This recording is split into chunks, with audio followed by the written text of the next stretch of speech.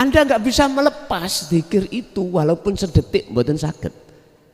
Kalau sudah terbiasa, bahkan Pak mohon maaf, sampai jikalau kasaf ini dibuka oleh Allah, maka sampai melihat meja, melihat kursi, melihat apapun, berzikir semuanya itu.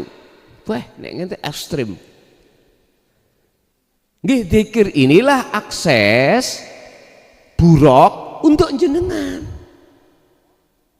Niki buruk untuk jenengan bisa sampai pada Allah. Bismillahirrahmanirrahim. Assalamualaikum warahmatullahi wabarakatuh. Para pemirsa yang dirahmati Allah, pada perjumpaan kita kali ini kami akan menyajikan kajian dari Kiai Haji Mukhlason Rosyid dari Mojokerto. Marilah kita simak bersama. Wabarakatuh. Ila hadratin Nabil Mustafa Rasulillah sallallahu alaihi wasallam wa ala alihi wa azwajihi wa dzurriyyatihi wa qurbatihi wa ali baitihi wa ashabil kiram wa ila jami'il anbiya wal mursalin wal awliya was syuhada was sholihin wat tabi'ina tabi'ina sholihin ila yaumiddin, khususan ila jami'i man hadara fi hadal majlis wa jami'i wa hadrati jami'il awliya illa fi madinati Jogja wa ila abaina wa umadina wa azdadina wa masyayikhina wa auladina wa azwazina wa dhurriyatina wa ahli baitina syai'ulillahi lana wa lahumul fatihah. A'udzubillahi minasyaitonir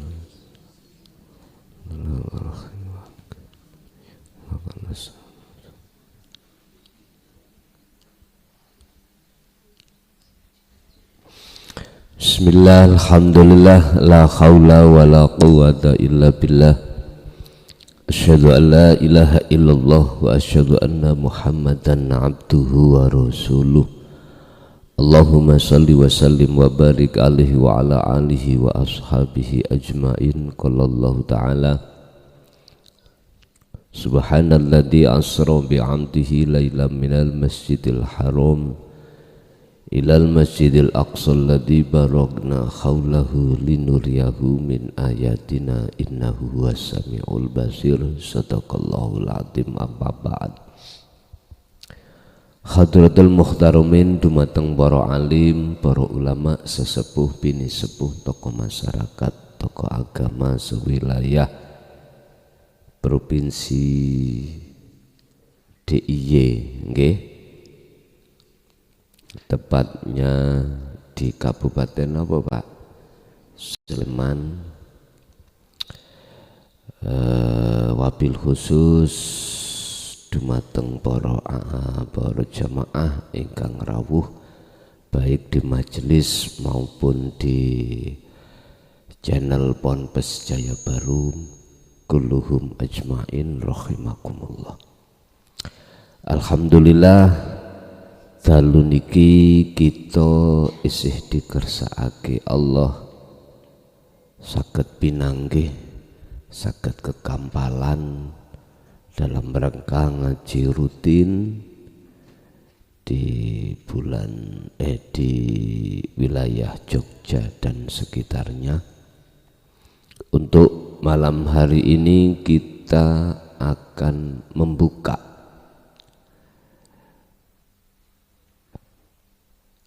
apa maksud maksuduhu fil mi'raji Rasulillah. Apa maksud Gusti Allah itu mengadakan acara Isra Mi'raj, atau bahasanya mengapa Rasulullah itu diperintahkan Allah untuk menghadap. Mungkin secara umum telah kita ketahui pada golongan am untuk menerima sholat 5. Lah itu toh kebanyakan ning dindi ngoten. Di mana-mana aku yakin itu perintah sholat. Lah ngoten ya. Pun biar kita memahami lebih ke dalam tentang maksudnya mengapa Rasulullah diperintahkan menghadap. Akan tetapi kula takon dateng panjenengan, Kanjeng Nabi wekdal menghadap niku beliaunya itu sudah meninggal apa belum? Belum. Dereng. Artinya itu menunjukkan bahwasanya kita sebagai manusia wajib menghadap terlebih dulu sebelum datangnya kematian. Ini Allah terangkan dalam surah Az-Zumar 54, wa anibu ila rabbikum wa aslimu lahu min qabli ayyatiyakumul adzab. Sebelum datangnya kematian itu diperintahkan kita untuk menghadap Allah. Loh nih, menurut ayat itu jikalau ini tidak segera dilaksanakan summalatun sorun, jikalau ketututan, apa bahasanya ketututan, kedahuluan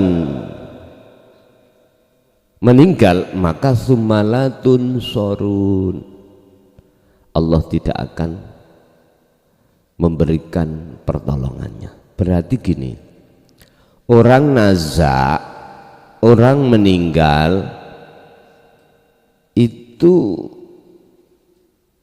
sesuatu kejadian yang tidak akan pernah bisa siapapun itu menolong kecuali Allah. Berarti satu kejadian yang ekstrim, lepasnya nyawa dari raga, ekstrim.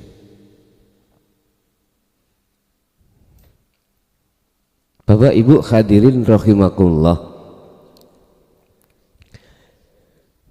terkait masalah Isra dan Mi'raj itu ada 2 perjalanan. Jenengan mboten ngantuk apa?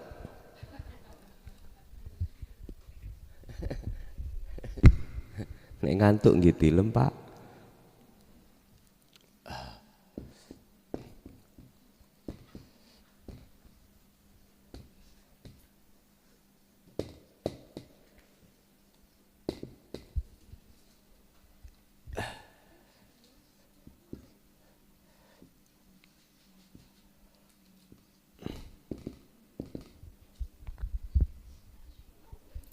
Subhanalladzi asra bi'abdihi lailan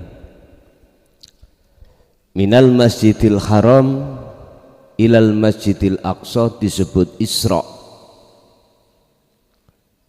Minal masjidil aqsa alladzi barakna haulahu linuriyahu min ayatina innahu was-sami'ul alim was-sami'ul basir wa huwa ila sidratul muntaha mustawa, disebut Mi'raj. Kita akan memahami terkait 2 perjalanan ini. 2 perjalanan. Pertama adalah Isra, itu perjalanan jasmaniah jenengan. Dalam hal apapun, dalam hal al-imtithalu bil ma'ruf atau al-imtithalu bil awamir wajtinabun nawahi, menjalankan jasad ini atas apa di dalam agama itu diperintahkan dan meninggalkan apa dalam agama itu dilarang. Sehingga di dalam tubuh agama Islam dikenal ibadatul mahdoh wa ghairu mahdoh, murni dan tidak murni. Ini perjalanan jasmaniah. Kita merujuk kepada surah Al-Isra ayat 1, subhanalladzi asra. Di sini ada kalimah asra. Niki, Pak. Dialah Tuhan yang memperjalankan. Artinya apa? Setingkat Kanjeng Nabi dan beliau sebagai Rasul aja tidak merasa dia bisa berjalan sendiri. Ini pendidikan kepada tauhid segenap umat manusia, bahwasanya jangan pernah kamu merasa bisa melakukan hal apapun. Jangan, hal apapun itu tanpa kecuali loh. Justru kita harus merasa perjalanan itu ada sang pengendali, ada yang mengendalikan, ada yang memperjalankan. Itulah Allah Subhanahu. Iki jasmani. Kados menjenengan kesini tadi. Mestinya kita tadi ketika awal berangkat mau ke sini, dalam hati itu sudah sambung menyang Gustine, bahwasanya kita bisanya berjalan sampai di tempat itu karena diperjalankan oleh, maksudnya Isra itu di situ. Dari masjid ke masjid. Berarti sholat sudah ada? Sudah. Hakikat loh, bukan syarek. Kalau tidak ada, mengapa harus ada masjid? Masa sih pada waktu itu masjid itu dibuat judi? Halo? Boten. Dibuat menyembah Allah. Jadi perintah sholat itu yang dimaksud 5 waktu itu sebetulnya sudah ada. Nah, maksudnya Isra bagaimana? Ya perjalanan ruh jasmaniah jenengan dalam segala hal apapun di dunia ini laksanakan. Nah, Mi'raj ini loh. Proses perjalanan dari Masjidil Aqsa sampai Mustawa. Niki pundi? Niki pun meninggalkan alam dunia, Pak. Sudah meninggalkan alam dunia dan tidak ada kaitannya dengan fisik. Lah khusus baginda Rasul ini Mi'rajnya ini kilani, ada 2 pendapat. Pertama, pendapatnya itu biruhin fakot, ruhnya saja, seperti kita waktu sholat, ruh sampean aja yang ketemu Allah. Artinya hanya ruh yang bisa tinggalkan alam dunia, karena jasad tidak punya sayap. Dikong terbang boten saged. Menek loteng, menek wuwung atau menek genteng cari ondo, nggih mboten? Nggih. Karena enggak punya sayap. Beda, Pak, kalau kupu-kupu. Bur, ngoten tok. Karena punya sayap. Itu pendapat pertama, biruhin faqat, ruhnya saja ke Mustawa, Sidratul Muntaha Mustawa. Tapi pendapat yang kedua, ma'a jasadihi, yusak jasate, dengan bentuk adanya buruk. Nah, berhubung manusia enggak punya sayap, Kanjeng Nabi, maka dikasih labur buruk. Niki kan cerita-cerita yang kita tidak pernah tahu. Lah ngoten nggih? Enggak pernah menyaksikan sendiri. Terus kira-kira jenengan percaya enggak? Lho karo wis ngoten mawon, walaupun kuwi gak ero sing penting percaya wis ngono. Ya orang itu jangan dipaksa gitu. Sebab orang ini betul mesti Pak, Bu. Kadang-kadang orang itu hanya cerita, alah mah cerita padha gak ero wis sing nyeritani ya gak ero. Ngono. Dipercaya tekan ndai. Kan gitu ya, tak? Ada orang yang seperti itu dan berprinsip seperti itu, ya jangan disalahkan. Jangan. Kecuali tahu sendiri. Nah, itu wis gak iso digoyang iman yang seperti itu. Jenengan takok, jare sapa Kanjeng Nabi nu Pak Buruk? Jare si A. Wong si A niku kiai. Saiki kiai takonono jare sapa? Jare si B. Si B takonono si C dan seterusnya. Semua tembung jari katanya. Lah ngoten nggih?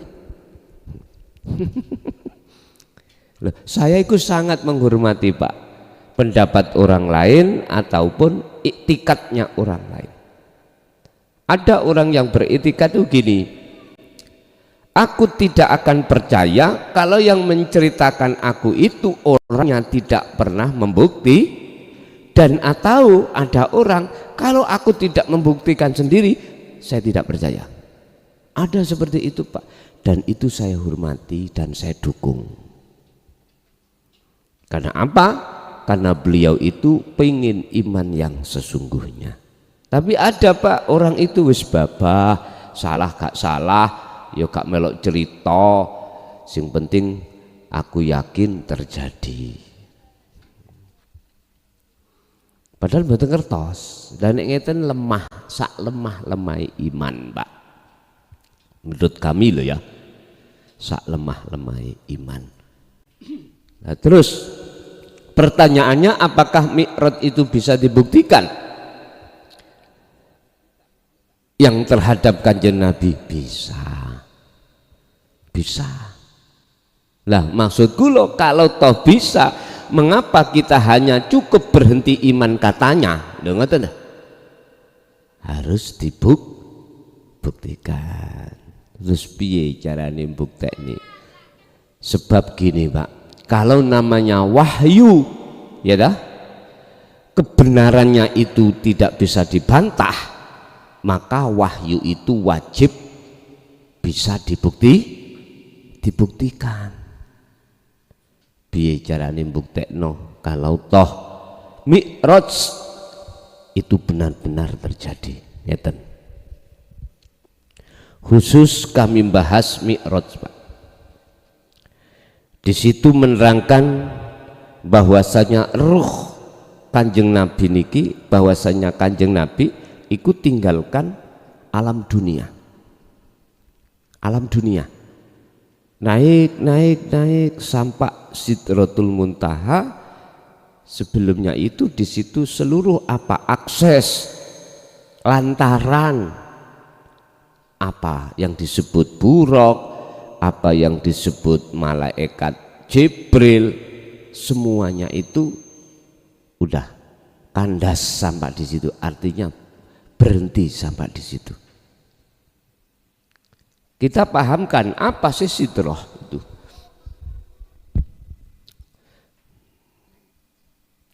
Sidratul Muntaha. Apa Sidratul Muntaha itu maksudnya? Sidrah adalah bisa diartikan pohon bidara. Muntaha, pucuk. Artinya apa? Ujung alam dunia itu disebut Sidratul Muntaha. Sidrah. Boleh kalau kita bicara alam yang sudah tidak ada energi,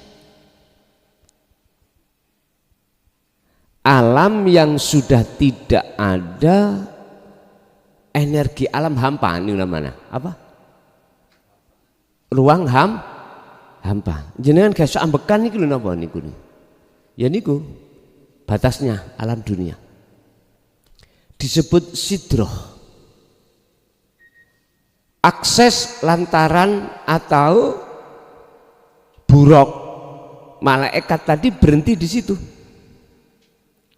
Atau boleh saya katakan sidroh itu adalah satu kesadaran muntaha yang notok.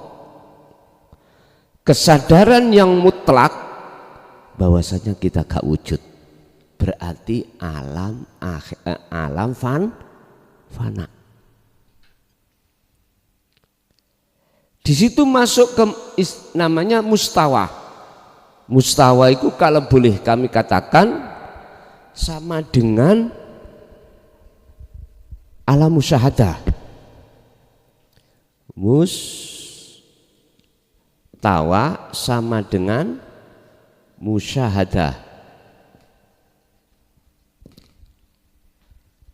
Atau alam kelanggengan. Alam bakok, atau saya artikan alam sudah tidak ada siapa-siapa kecuali aku Allah. Pripun prosesnya gini Pak, kita diwajibkan suluk. Bahasa Mi'raj adalah suluk. Tapi sebelum jenengan suluk harus dimodali dengan sesuatu yang sesuatu itu menjadikan hati sampean kali kula tidak mundur ke belakang, maju ke depan terus. Artinya perjalanan. Apakah suluk adalah proses hati seorang manusia yang sudah ada satu keinginan untuk mendekat dan bertemu Allah. Syaratnya wajib si hamba ini hatinya meninggalkan kesenangan dunia. Kalau enggak jamin mboten saged.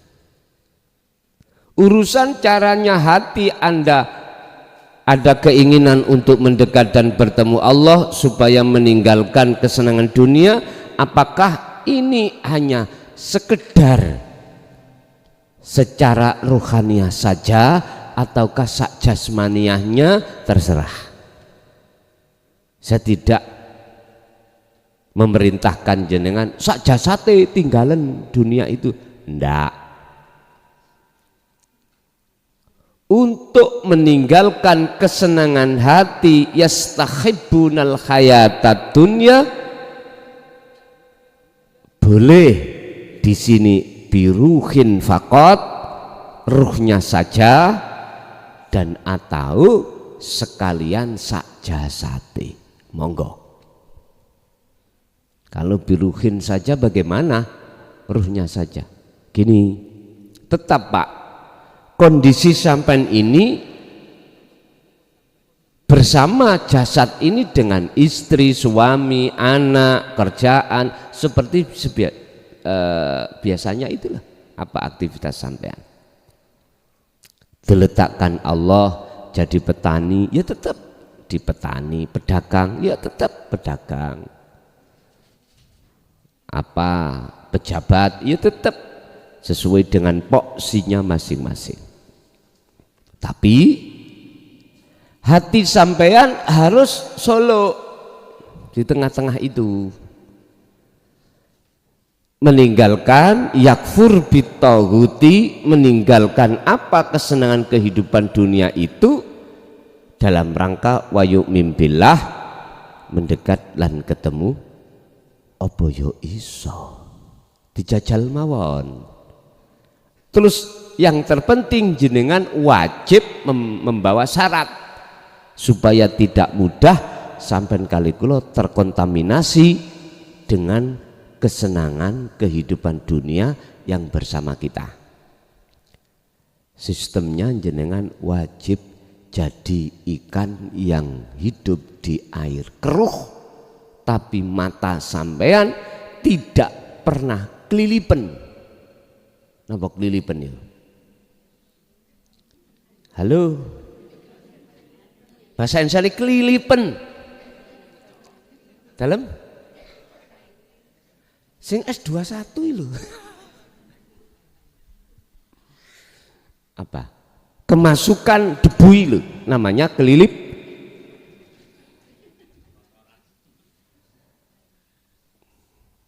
Ikan yang hidup di air keruh ini lho, kan melek toh ya. Ini gak melek gak mungkin dia akan tahu jalan, tapi dia mengapa kok gak kelilipan? Hal-hal yang tidak masuk akal terkadang juga terjadi pada diri kita. Dan atau jadilah ikan yang hidup di air asin, dan air garam itu tidak mengkontaminasi terhadap tubuhnya. Ikan di laut itu Pak Bu, kan nggak terasa asin toh? Enggak. Sebab apa? Sebab ikannya hidup. Lah kalau ikan tahu, ikan tempe mati toh nih, jenengan sampean uyai titik digoreng meneh piye rasane? Berarti kuncinya apa? Hidup. Kok ikan tahu, ikan tempe itu hidup, yang mboten asin. Dan atau ikan yang hidup di laut kita angkat dulu, kita matikan dulu, terus kita cemplungkan lagi, pasti asin. Jadi ikan asin di pasar-pasar itu Bu, itu kan asin ikan laut. Bukan dari laut, hidup-hidup diangkat, terus dibawa ke pasar jadi ikan asin, wonten prosesi. Termasuk kula pelaku nih kan. Nate kula nderekake ngoten. Napa ternyata ikan-ikan yang di laut itu kita tangkap, kita jaring, kita matikan dulu. Di atas kapal nanti akan mati dulu. Terus nanti diuyai. Angkat sampean apa dipepe diuyai. Kita ambilkan garam lagi, kita uyai. Bukan dari air laut kita tangkap, langsung kita bawa ke pasar, kita pepe, kita bawa ke pasar, tidak kita uyai, enggak. Kita ada proses namanya kasih garam dulu. Akhirnya menjadi ikan asin. Bapak Ibu hadirin rahimakumullah. Jenengan wajib kalau melakukan khalwat suluk yang seperti ini memakai sistem ikan yang hidup di air tawar yang airnya keruh.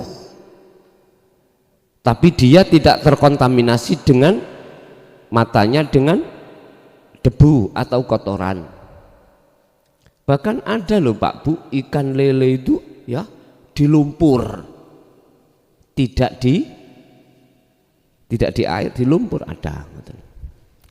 Dan atau kita ngambil filosofi ikan yang hidup di tengah lautan itu mengapa tubuhnya tidak terasa asin? Jawabannya adalah karena ikannya hidup. Sekarang dikembalikan pada kita, wajib hati sampean iku hidup. Hati sampean tergolong hati yang mati, maka wis pasti Pak terkontaminasi kita itu dengan keindahan, kesenangan apa yang ada di alam mulki atau alam dunia ini. Itu pasti. Surat Ibrahim Allah katakan yastahibbunal hayatad dunya alal akhirah. Jenengan kali kula niki dipaksa oleh nafsu untuk mensenangi, mensukai keindahan alam dunia ini, kenikmatan alam dunia. Kalau kita sudah kejebak di situ alal akhirah, ini akan menjadi hati yang mati atau lupa terhadap alam akhirat, lupa terhadap alam malakut, karena kita terbuai dengan alam maliki. Alam maliki alam dunia, alam malakut adalah alam akhirat. Bapak Ibu hadirin rahimakumullah, terus piye carane jadi hati yang hidup? Nah niki bagaimana, apa syarat sampan kali kula biar hati tidak mudah terkontaminasi dengan pengaruh-pengaruh dunia. Karena kita secara fisik campur dan jadi satu, gembul dengan alam dunia. Kecuali Pak sistem cara yang kedua, sak jasadnya jenengan ini sudah tinggalkan kemolekan alam dunia. Kecuali ini beh mudah niki pewenak, garwa ya wis gak duwe, anak ya wis ra duwe, wis gak ngereken apapun persoalan hiruk pikuknya alam dunia kita tinggalkan. Akhirnya gembul monyet nang alas ya. Tinggalkan seluruh pergaulan kita dengan alam mulki manusia niki, jasad niki pun tinggalkan. Atau kita ngasingkan diri di tengah hutan, di tengah sawah, nggak pulang-pulang, udah di situ. Niki biasanya biyen Pak, kula nate wonten sing nyeritani jenengan nek umpama pengen belajar ngelmu panglimunan welut putih jarene wong Jawa, kudu mencari tempat yang tidak disobo orang. Apa disobo itu Pak? Ditempati atau diparani sambangi orang, berarti ya mungkin nggih di tengah hutan atau di oro-oro di gua mungkin. Karena apa? Karena dia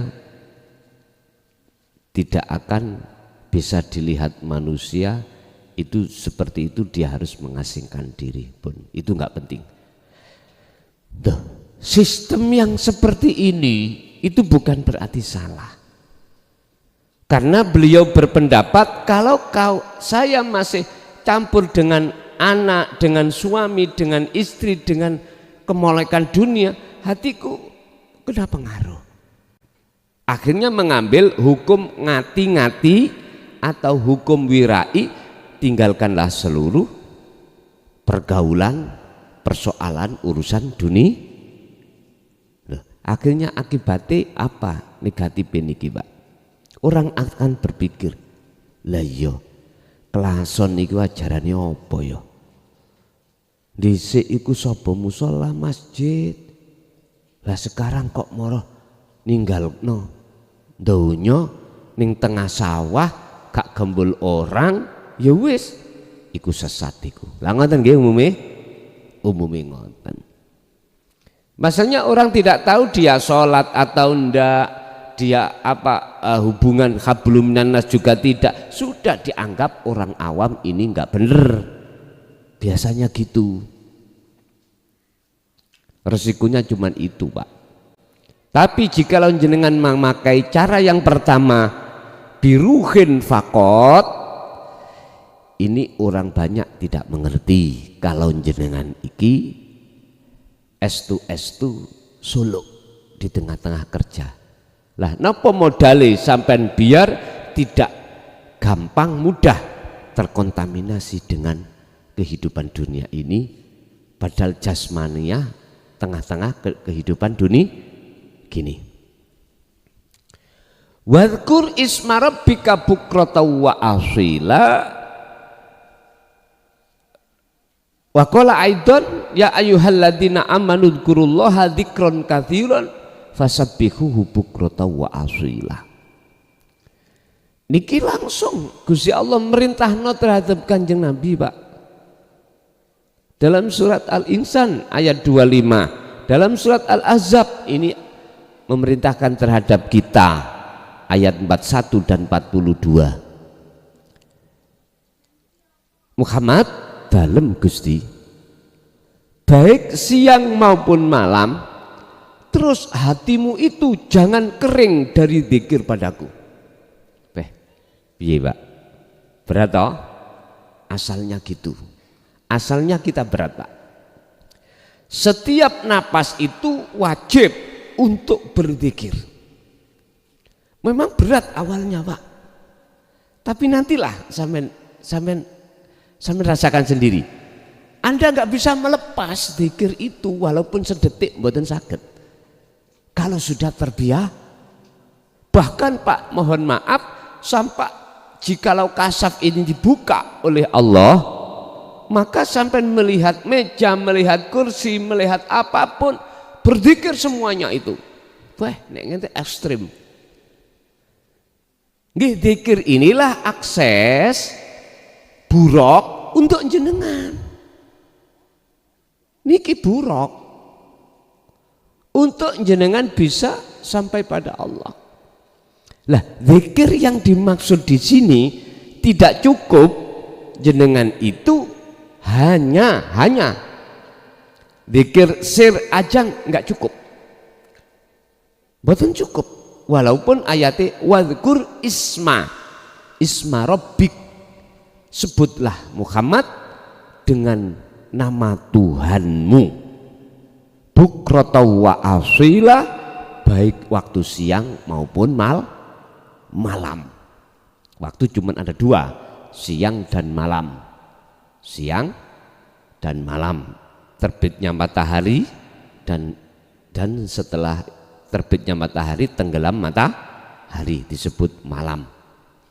Bapak Ibu, terus apa kelanjutannya zikir yang dimaksud supaya betul-betul jenengan itu bisa sampai mustawah, bisa sampai ke alam musyahadah, bisa sampai ke alam kelanggengan, atau boleh saya katakan bisa ke alam akhirat. Mohon maaf, dan ini pun teladan Kanjeng Nabi, beliau lakukan dan beliau contohkan terhadap kita sebagai umatnya. Laqad kana lakum fi rasulillahi uswatun hasanah liman kana yarjullaha wal yaumal akhirah. Apa? Jenengan wajib pertama adalah ada keinginan untuk mendekat dan bertemu Allah dan masuk di dalam alam akhirat wal yaumal akhirah. Lah kuncinya wa dzakarallaha katsiran. Inilah kuncinya. Berarti buroke. Apa? Zikir yang kedua adalah yang kami maksud wahwa adzikru bisiril asror. Zikir yang sudah tidak lagi menyebut nama. Itulah zikir kesadaran. Zikir yang menghantarkan ruhaniyah bisa mencapai kesadaran sidroh, kesadaran muntaha yang mutlak. Itulah Pak alam fana. Dan itulah zikir di mana hati sampan pertama wajib su'aul basiroh atau merasakan kehadiran Allah. Su'aul basiroh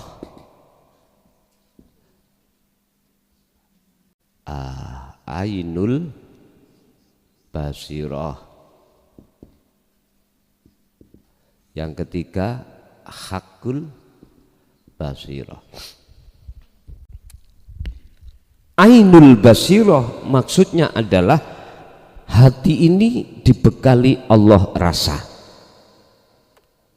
Harus kita fungsikan rasa ini dengan bentuk meyakini, merasakan kehadiran wujudnya Allah hidup itu dalam diri kita sebagai isim fa'il, sebagai sang pelaku penggerak sampean kali kula. Dalile huwal awwalu wal akhiru wal dhahiru wal batin, Al-Hadid ayat 3 atau Al-Asaf ayat 96. Wallahu khalaqakum wa ma ta'malun, dan dialah yang menciptakan kita manusia dan dialah yang menggerakkan kita semua manusia. As-Saff ayat 96. Bon. Berarti inilah fungsinya rasa, fungsinya iman yang nanti akan menjadi ihsan itu di sini. Berarti jenengan harus hati merasakan kehadiran wujudnya Allah, yaitu hidup di dalam diri sebagai pelaku apapun. Jadi gak cukup hati mengucapkan Allah setiap napas, tapi hati wajib menyadari, merasakan bahwasannya segala hal itu Allah yang melakukan. Dalil yang kedua mengatakan bahwasannya kita itu tidak punya daya upaya apapun untuk melakukan apapun, untuk bisa kekuatan apapun kecuali dari Allah semata. La haula wala quwata illa billah. Kalau ini sudah diasah terus, berarti ruhaniyah telah menumpai buruk untuk menuju dan bertemu Allah. Ini buruk. Ini berarti jenengan disebut salik. Ada 3 proses seseorang itu untuk bisa sampai pada Allah. Pertama disebut ngabid, abid. Yang kedua salik. Yang ketiga wasil.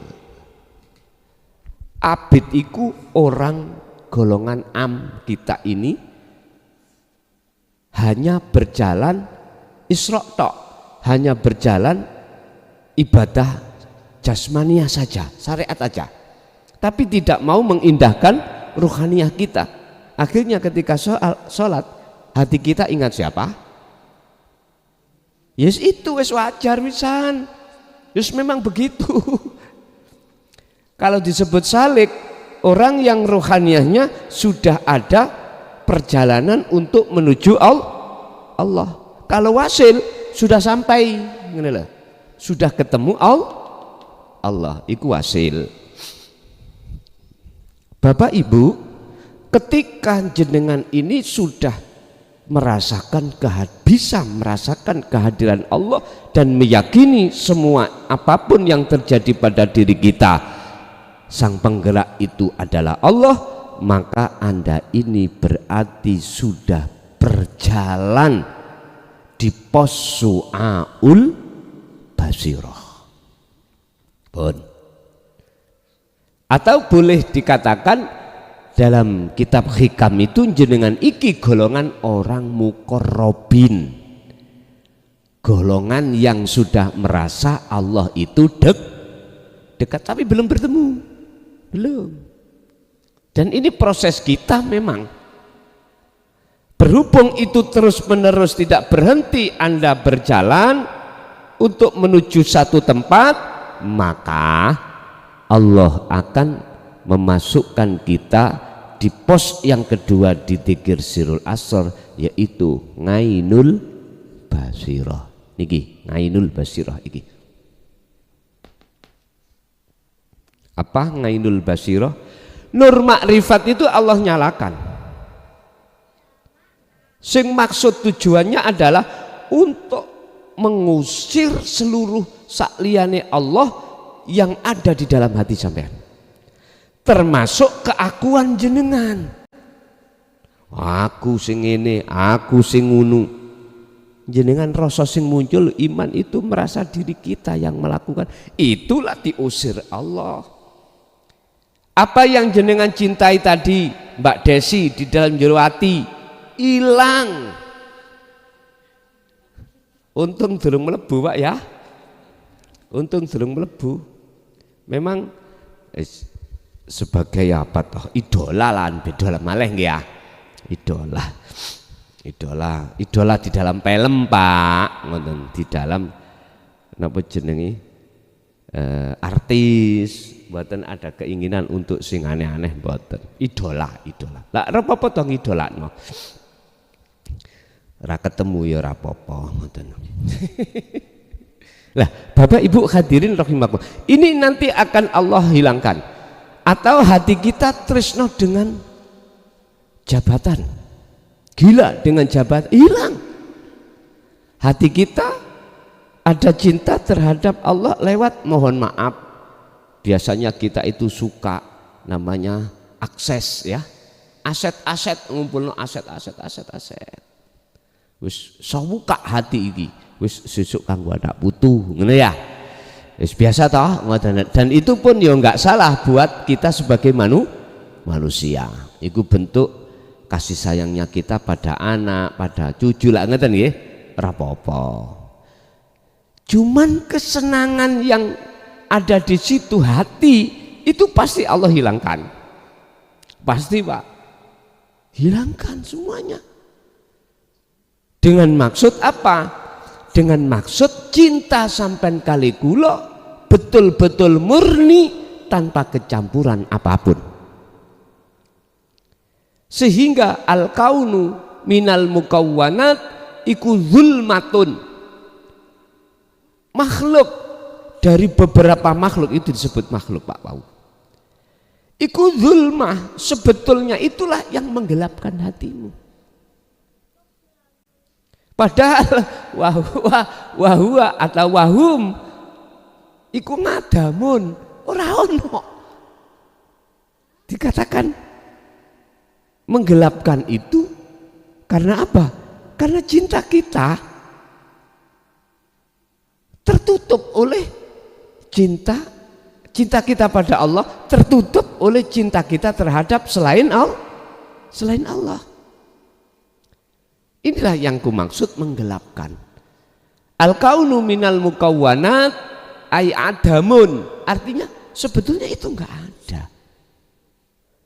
Berhubung kita ada-adakan sendiri, justru itu akan menjadi bumerang bagi kita, yaitu menutupi hati kita. Semua ini akan Allah hapus.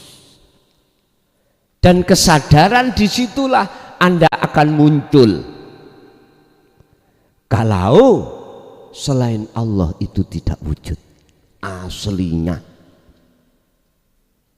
Kesadaran bahwasanya selain Allah itu tidak wujud, tatkala jenengan iku sudah di posisi diletakkan Allah di ainul basirah atau alam fana.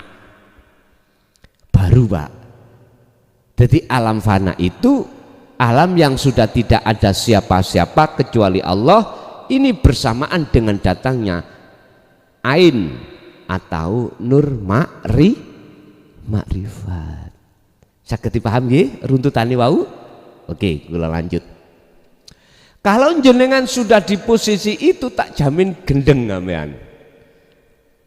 Wis tak jamin gendeng. Tak jamin gila. Bapak Ibu tak jamin jadab. Cuman jadabe iku biruhin fakot au ma'a aklihi. Terserah Allah. Jadab iku apa to Pak? Jadab niku ditariknya ruhaniyah sampean kali kula niki ning singgasana Allah. Ditariknya ruh dari alam mulki, alam dunya ke alam akhirat. Iki saakale apa ora? Iku urusan Allah. Kalau saakale ya siap-siap Pak jenengan iki wis gak ngerti anak, gak ngerti bojo, gak ngerti penggawean, laksana orang tidur yang tidak bermimpi. Ya seperti itu. Atau bahasa nyun sewu nggih, mi'rad itu atau fana itu bahasa ngeten tak laksana. Niki jeruk niku kan wonten meja, nggih. Wonten meja. Jeruk niki wis anggap jeruk mek sitok. Tak singit niki.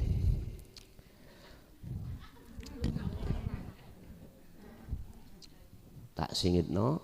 Anggap aja jeruk ini hanya ada di meja. Sampean pundhut Pak, tolong Pak. Lah, sampean dahar Pak. Laksana seperti itu. Pertanyaannya, jeruk itu berangkat sendiri napa mboten? Mboten nggih? Berjalannya jeruk karena dijalankan oleh seseorang. Inilah maksud subhanalladzi asra, subhana maha suci sapa alladzi, dat yang maha suci asra kang nglakokake sapa ladzi bingabdihi kelawan kawulane alladzi lailan ing dalem waktu wengi. Berarti baik jasmaniah atau rohaniah beliau Rasul itu tidak bisa berjalan sendiri. Olehnya berjalan sebab ada yang itu tadi langsung dicabut, ditarik. Itulah namanya jadab. Jadi ini meja niki gong lewang-lewang ora ana apa-apa pun mboten enten pun. Artinya apa? Jenengan iki persis tiang tidur. Wong tidur niku saged ingat dirinya mboten? Mboten. Istrinya ya enggak tahu di pinggirnya tadinya itu sebelum tertidur itu omong-omongan. Mbuh duka ngrembug apa. Nek pun angop wis ya pun ngantuk. Monggo sare. Langsung donga. Bismikallahumma ahya wa bismika amut. Lho mati toh? Mati. Yus ngene iki. Jenengan iki ditarik Allah, tinggalkan alam dunia. Kadang-kadang loh nyun sewu, sampean mungkin pernah terjadi. Enak-enak pun proses ngantuk, proses tilem, jenggirat nggak loh. Lah, inilah naza sebetulnya itu. Itulah naza. Berarti orang tidur itu belajar mati.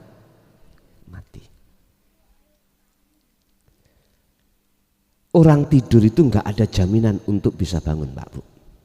Nggak ada.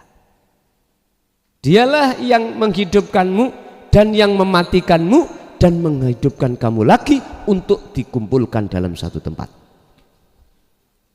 Ayo, tapi aja wedi ambek turu. Oh iku latihan kok. Lha wonten Pak tiyang sing wedi ambek tilem niku wedi. Wonten. Dadi gak wani turu. Wedi gak iso tangi. Wonten model tiyang niku wonten. Bapak Ibu, kalau sudah terjadi jadab seperti itu, urusan jadab itu apakah ruhnya saja, apakah seakalnya ditarik oleh Allah, itu bukan urusan kita. Dan kita tidak bisa memilih. Kita hanya wa aslimu lahu. Ketika kita proses su'aul basiroh, kita pasrah datang Gusti Allah. Kalau sudah ainul basiroh, nur makrifat dinyalakan, otomatis jenengan fana. Selain Allah dalam hati sampean itu sudah tidak ada kecuali Allah, maka cocoklah, sesuailah dengan ayat yang Allah katakan, la taj'alu ma'allahi ilahan akhara. Hei hambaku, ning jero dodomu ojo ono sakliyane aku. Dalam hal apapun. Akhirnya muncullah hakul basirah, menyatakan kebenaran yang sebenar-benarnya. Aku iki aku iki Allah, innani sak temene ingsun, ana ya ingsun iku Allahu Gusti Allah, la ilaha illa ana, tidak ada Tuhan yang wajib disembah kecuali aku, fa'budni, oleh karena itu sembahlah aku, wa aqimis shalah lidzikri, oleh karenanya tegakkanlah sholat semata-mata hanya mengingat aku. Jadi sing bilang aku sinten? Allah, bukan makhluk, karena makhluk kan mesti ada. Gini kilo Pak mustawah, gini kilo Pak sing disebut si Salik sudah menjadi golongan wasil, yaitu golongan kekasih Allah, disebut orang yang sudah makrifat pada Allah pun berarti ketemu. Lakukanlah ini sebelum jenengan kali kula iku meninggalkan dunia, sekalipun hanya satu kali. Makanya di dalam Quran yang menceritakan tentang Isra Mi'raj ketemu Allah cuman satu kali. Kanjeng Nabi Mi'raj itu cuman satu. Maksudnya apa? Inilah yang dimaksud jenengan wis lah. Walaupun sepisan naik kuning dunya kudu sok ketemu Gusti Allah. Walaupun pisan, tapi gak mungkin. Gak mungkin jenengan wis pernah ketemu, gak mungkin jenengan gak ingin ketemu terus. Telek ketemu terus. Jenengan ning kono dikatakan as-sholatu mi'rajul mukminin. Oke, lewat sholat inilah jadikan sebagai alatmu untuk bisa bertemu Allah. Caranya kalau wau, ya tak? Jenengan wis ketemu pisan, ya Allah. Wis gak mungkin sampean iku mung ketemu pisan, mboten mungkin. Mboten mungkin, walaupun ayatnya mengatakan bahwasanya ini hanya terjadi pada diri Rasul hanya satu kali di dunia. Itu sebetulnya artinya minimal lah Anda itu di dunia itu hanya satu. Tapi gak mungkin Anda wis kadung ketemu enak ninggalkan enak, itu tadi gak mungkin Pak Bu. Nyun sewu, sinten mriki sing suka duren? Ngajung wonten. Oke, tak cukupno.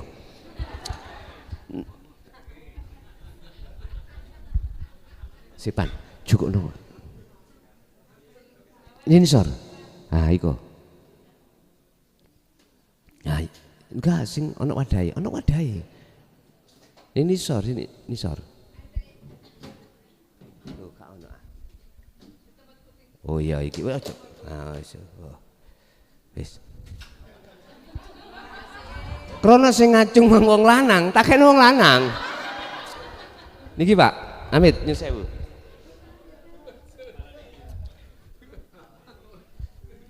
Loh, jenengan nek pun suka niku, Amit niki ibuke. Monggo, ayo. Kula yakin sampean madosi tunggale. Kalau madosi tunggal, gak mungkin jenengan itu kadung lu rasane enak terus sampai tinggal, mboten.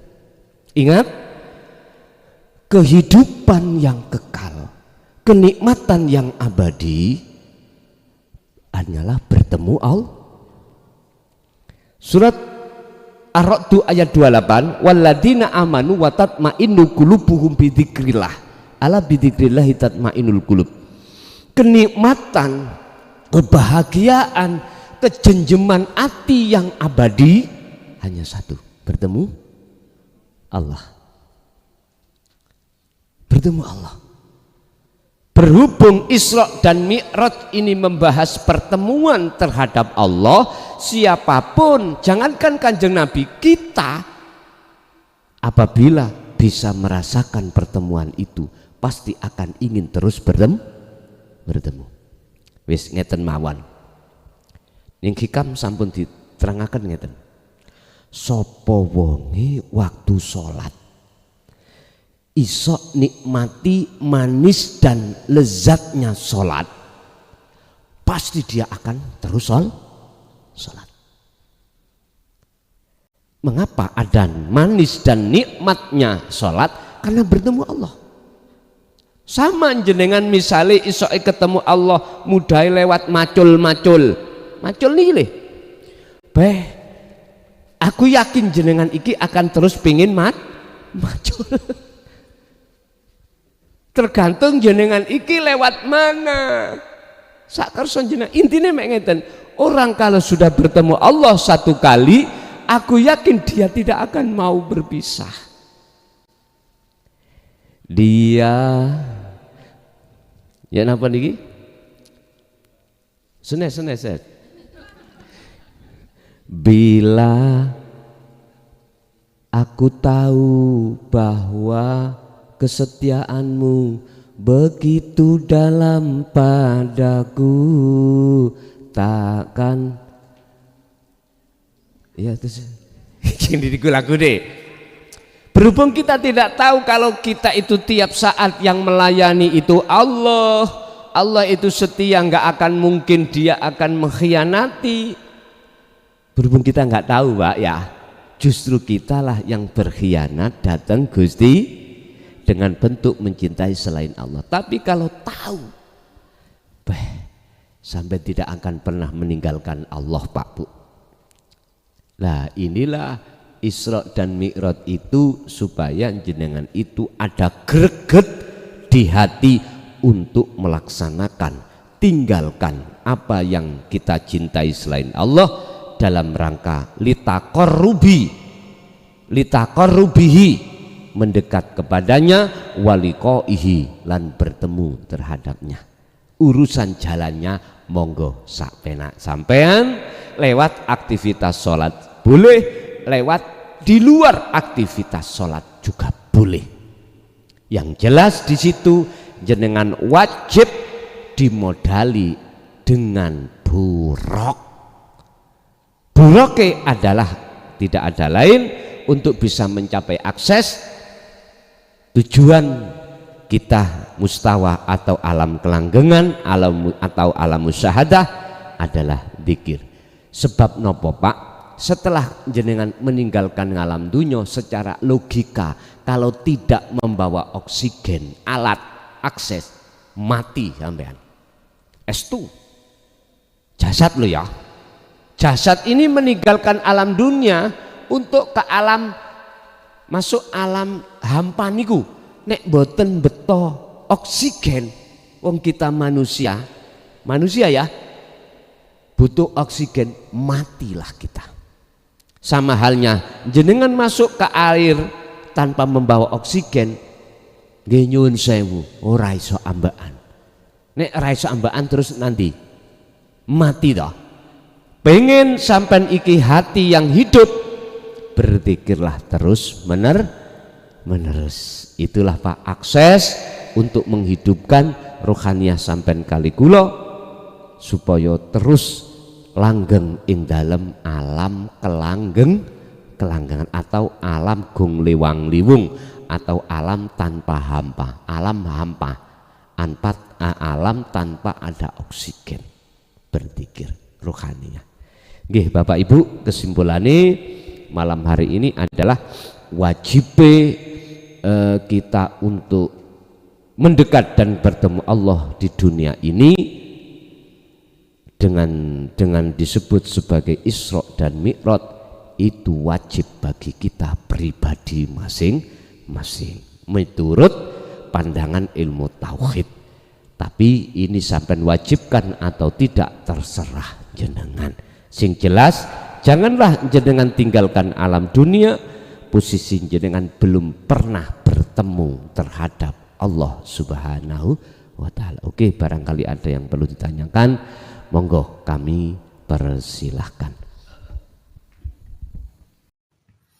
Alhamdulillah telah kita simak bersama kajian dari Kiai Haji Mukhlason Rosyid, pengasuh Pondok Pesantren Miftahul Ulum Jaya Baru, yang tepatnya beralamat di Jalan Perjuangan, Dusun Glonggongan, Desa Sumbertebu, Kecamatan Bangsal, Kabupaten Mojokerto, Jawa Timur, yang menekankan pendidikan holistik yang fokus pada ilmu tauhid dan tasawuf.